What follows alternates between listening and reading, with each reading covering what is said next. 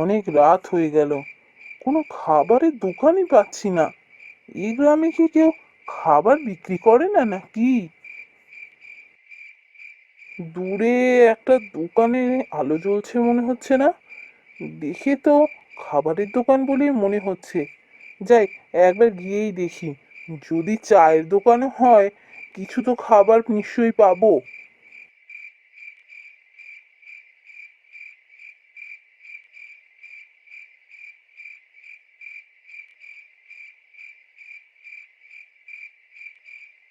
ও ঠাকুমা, বলি কিছু খাবার পাওয়া যাবে? না বাছা, অনেক রাত হয়েছে তো, আর বেচবো না। কিন্তু ঠাকুমা, আমার যে খুব দরকার ছিল, অনেকক্ষণ ধরে পথে পথে ঘুরছি, কোথাও খাবারের দোকান পাইনি। খুব খিদে পেয়েছে, আমাকে অন্তত কিছু খাবার দিন। না, দেখে মনে হচ্ছে সত্যি কিছু খায়নি। মুখটা বড় শুকনো লাগছে। ওকে কিছু খাবার দিয়েই দি। ঠিক আছে বাছা, এসো, এসে এখানে বসো। তোমায় খাবার দিচ্ছি। ভাত, ডিম সেদ্ধ আছে, তাই দিচ্ছি। হ্যাঁ হ্যাঁ, তাতেই চলবে, যা জোর খিদে পেয়েছে।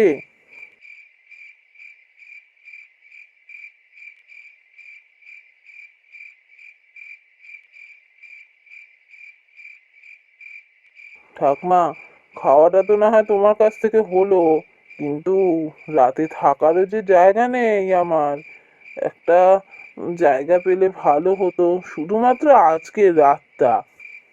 ঠিক আছে বাছা, আমার ঘরে তুমি থাকতে পারো। আমার আর দুটো ছেলে আছে, ওরাও থাকে।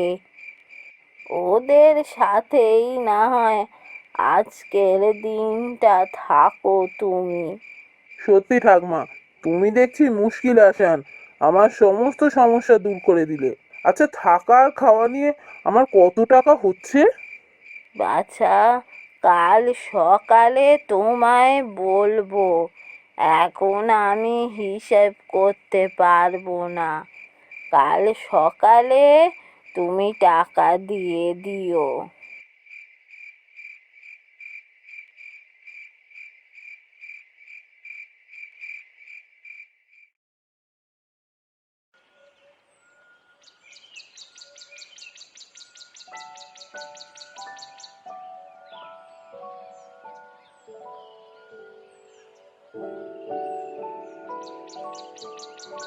রাতটা বেশ ভালোই কাটলো, ঘুমটা জব্বর হয়েছে। এবার আমায় বেরোতে হবে। দেখি ঠাকমা কোথায়, টাকাটা মিটিয়ে দিয়েই বেরিয়ে যাব।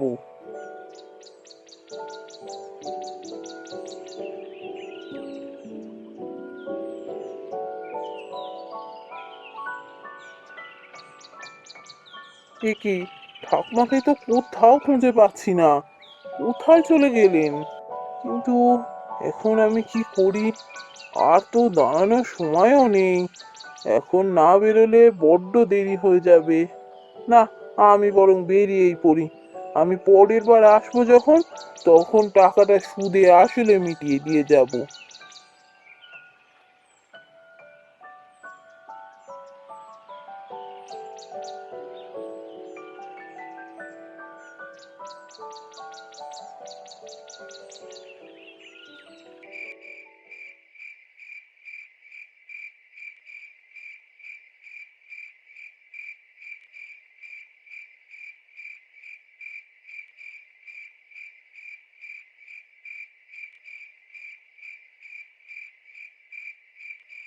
কি গো ঠাকমা, কেমন আছো? চিনতে পারছো আমায়? তা বাছা, তোমায় চিনবো না? টাকা দেবো বলে টাকা পয়সা কিচ্ছু না দিয়ে মানে মানে কেটে পড়লে। না না ঠাকমা, কেটে পড়বো কেন?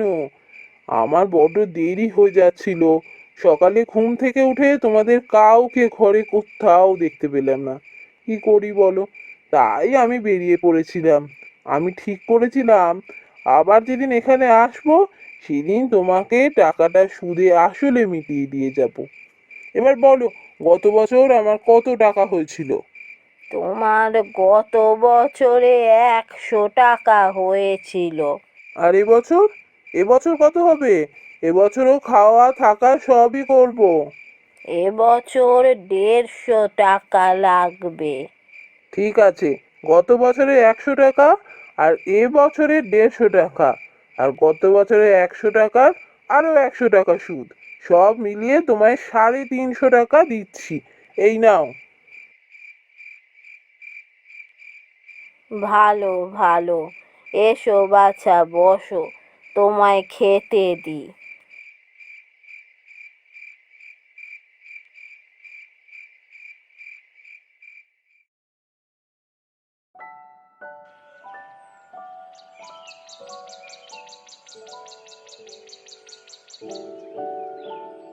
ঠাকমা, এবার আমি আসি বুঝলে, আর দেরি করতে পারবো না, তাহলে আমার দেরি হয়ে যাবে।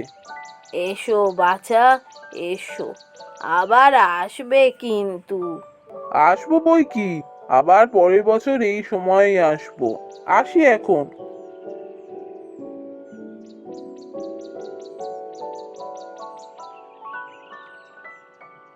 কি গো ঠাকমা, ওই ছেলেটা কে গো? আরে, ও তো সেই ছেলেটা যার কথা তোকে বলেছিলাম। সে কি গো ঠাকমা, ছেলেটা আবার এসেছিল? হ্যাঁ রে, এসেছিল শুধু নয়, আমাকে দ্বিগুণ টাকা দিয়ে গেছে। গত বছর যা টাকা হয়েছিল তার দ্বিগুণ টাকা দিয়েছে সুদ হিসাবে। বড় ভালো ছেলেটা। সে কি, এইভাবে ফ্রিতে এতগুলো টাকা পেয়ে গেল? না না, এটা তো বরদাস্ত করা যায় না। ছি ছি ছি ঠাকমা, তোমাকে একেবারে ঠকিয়ে দিয়ে গেল ছেলেটা। কোথায় ঠকালো? আমায় কতগুলো টাকা অতিরিক্ত দিয়ে গেল। দেখো, গত বছরও 2টো ডিম সেদ্ধ খেয়েছিল। সেই 2টো ডিম যদি থাকতো, সেই ডিম থেকে মুরগি বেরোতো, সেই মুরগিগুলো আরো কত ডিম দিত। তাহলে ভাবো, এত মুরগি আর ডিমের টাকা কি ও তোমায় দিয়েছে? তোমাকে একেবারে ঠকিয়ে দিয়ে চলে গেল। তাই তো, আমি তো এভাবে ভাবিনি। তাহলে এবার কি হবে? ছেলেটা আমাকে আবার ঠকালো। কি হয়েছে? কে ঠকিয়ে গেল তোমাকে? দেখ না বাবা নবু, ওই যে রে, কাল ছেলেটা ছিল, সে আবার আমায় ঠকিয়ে দিল রে। কেন? ও তো তোমাকে অনেক বেশি টাকা দিয়ে গেছে বললে। সত্যি নবু, তোর মাথায় দেখছি একদম বুদ্ধি নেই। ঠাকুমার না হয় বয়স হয়েছে, তুই তো জোয়ান ছেলে, তোর মাথায় এসব কেন আসে না বলতো? দেখ, গত বছর লোকটা 2টো মুরগির ডিম খেয়েছিল। সেই ডিমগুলো যদি থাকতো, সেখান থেকে মুরগি বেরোতো। সেই মুরগিগুলো যখন ডিম দিত, আরো কত ডিম হতো। এত ডিম আর এত মুরগির টাকা কি সে দিয়ে গেছে বলতো? কি? আমার মাকে ঠকিয়ে গেল? এত বড় সাহস! যাবে কোথায়? এই তো খানিকক্ষণ আগে বেরোতে দেখলাম। ঠিক বেটাকে ধরে নিয়ে আসবো।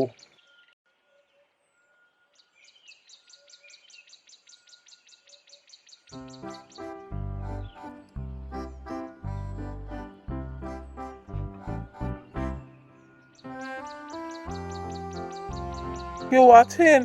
দয়া করে আমাকে এখান থেকে বার করুন। আমায় কেউ সাহায্য করুন। কেউ আছেন? ও দাদা, ও দাদা, একবার এদিকে আসুন না।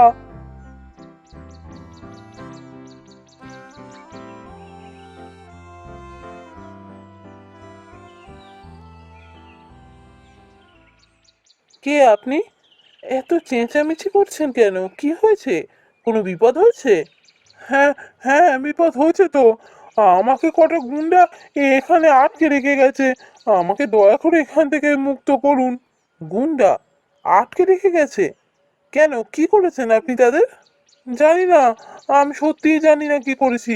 হঠাৎ আমাকে রাস্তা থেকে টানতে টানতে নিয়ে এলো এখানে, এসে বলে ওর মাকে নাকি আমি ঠকিয়েছি, তাই আমাকে এখানে বন্দি করে রাখবে। আপনি কার কথা বলছেন আমি ঠিক বুঝতে পারছি না, ব্যাপারটা একটু খুলে বলুন তো।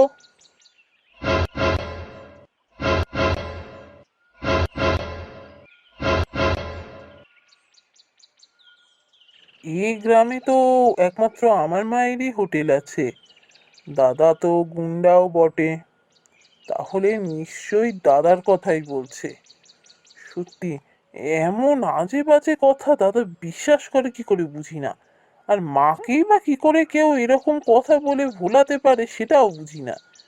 না, আমাকেই কিছু একটা করতে হবে। এ অকারণে এভাবে আটকে পড়ে থাকবে এটা কখনোই হতে পারে না। ঠিক আছে, আপনি আর একটা দিন এখানেই থাকুন, আমি কিছু একটা ব্যবস্থা করছি।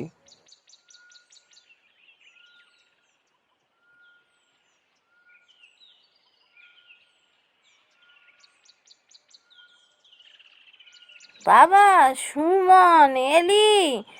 আয় আয় বস, তোকে খেতে দি। জানো মা, এবার ভাবছি আমি চাষ শুরু করব।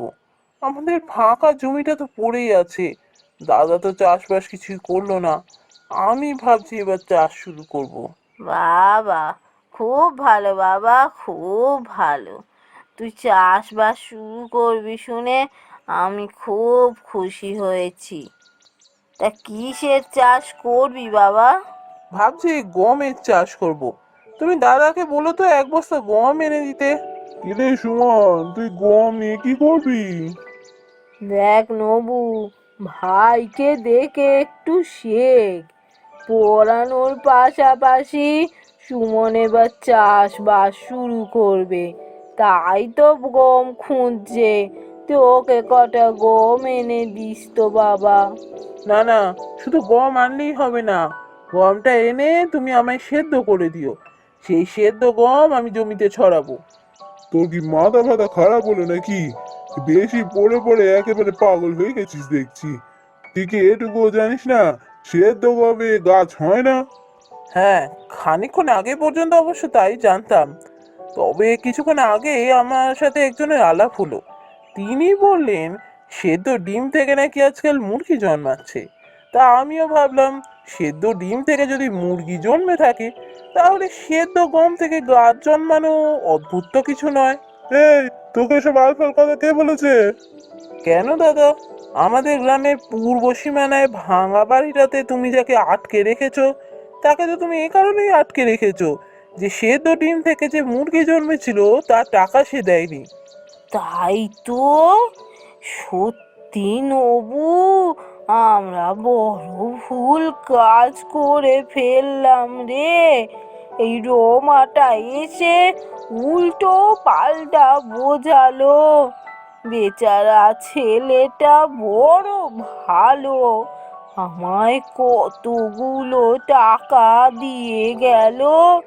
ছি ছি ছি ছি ছি, এই যা, এক্ষুনি ওকে ছেড়ে দে।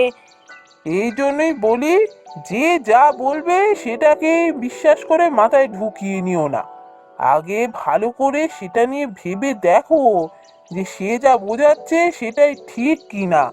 নিজে বুদ্ধি দিয়ে ভেবে তারপর কাজ করো। হ্যাঁ রে ভাই, বড় ভুল কাজ করে ফেললাম। না না না, এবার থেকে হট করে কোনো কাজ করব না, ভেবে চিন্তে কাজ করব। যাই, লোকটাকে ছেড়ে দিই।